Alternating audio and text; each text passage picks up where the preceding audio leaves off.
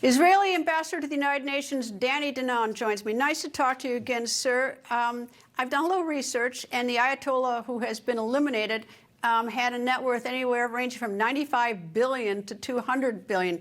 Can you tell me how he got that much money being Ayatollah? Do you have any idea, this money that these amassed? For 47 years, Greta, they oppressed the Iranian people, and they took advantage of that. So, most of the money they actually invested in terror. The proxies received, I would estimate, about $10 billion a year. That includes Hezbollah, the militias in Syria and Iraq, the Houthis, Hamas, and many of billions they took for themselves. So I hope that there will be a bright future for the Iranian people, and the funds will go and will be invested in Iran.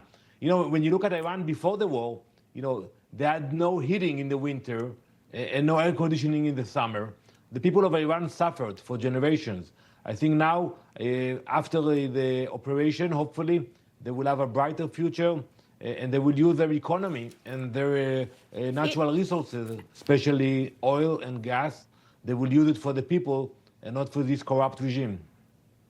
Well, I remember reporting back after October 7th, I thought it quite stunning. Hania, who was the leader of Hamas, who was living high off the hog, as we say, where I grew up, in Qatar, was worth $5 billion. He didn't invent the iPhone or do anything else. He was basically cheating somebody, getting the money. But having said that, all right, so the Ayatollah has been eliminated. It is suggested that his son may take over. But I did a little research into him. He owns luxury hotels in Europe, including one with the name Hilton. I guess he just buys the name Hilton in Frankfurt, Germany. At least that's according to reports. How is this possible with all the world's sanctions? How can this guy's rich too? He's got $3 or $4 billion. Well, you have to look at the map and realize that Iran it's a huge country. They have a lot of resources. Despite the sanctions, China is buying oil from them. So they have cash flowing in, so they can buy whatever they want, and they do it through different ways. And they also sponsor terror. If you look at the fingerprints of terrorists around the world, you will find Hamas leadership sitting in Turkey, but receiving money from Tehran. You will find Hezbollah network in Beirut receiving cash loads coming from Tehran in commercial flights. So they're actually funding terror all over. Well, I think that, I don't know, owning luxury hotels and with all the sanctions on them, somehow managing to maneuver and have that is quite surprising. All right, the UN ambassador to, or the Iranian ambassador to the United Nations, Mr. Iravani, do you ever talk to him, or is he your counterpart? Well, I speak with many of my colleagues, including many that do not recognize Israel yet. But this guy, I have no communication. But, we have debates in the Security Council. And last Saturday, after the operation started, I had a debate with him. And me, myself, and Ambassador Mike Waltz confronted him.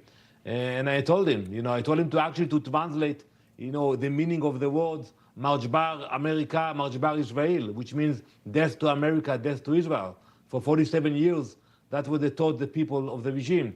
So he didn't reply, but I think the last thing he can do now is maybe seek for asylum, because with all due respect, all the letters he's writing and all those speeches, no one is listening to Iran anymore.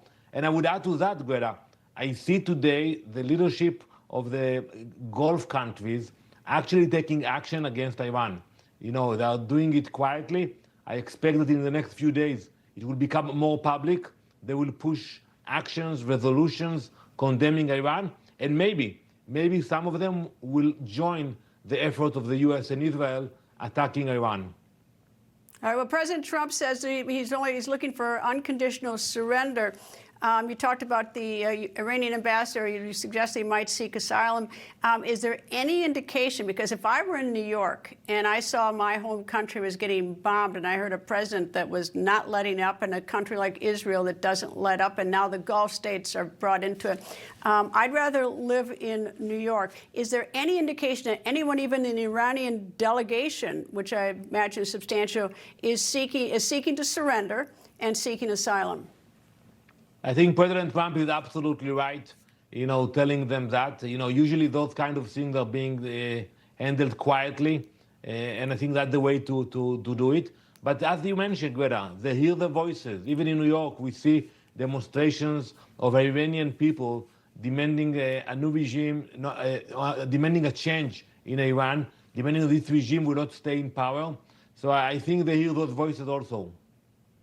But no indication, or at least, or maybe you can't say whether there have been any reaches for surrender from the Iranians in the Iranian delegation. I can give you like the information about things that are public. You know, we have seen in Geneva Iranian UN officials that actually seek for asylum already, and that's in process. But I will not go into details about other locations.